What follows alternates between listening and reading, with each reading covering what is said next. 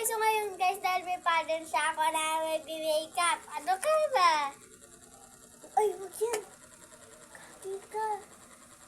Pinagamitan ko yan ng ibang ano.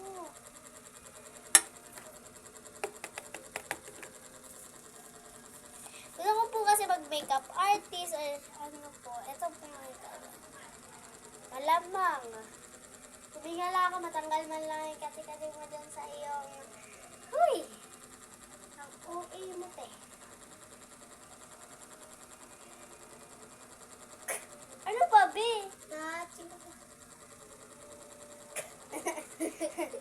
Ano ba? Aayusin ko na nga po naman yung kanyang... Ano ba naman po? Talagang... Ang cute kaya ng buhok mo, be.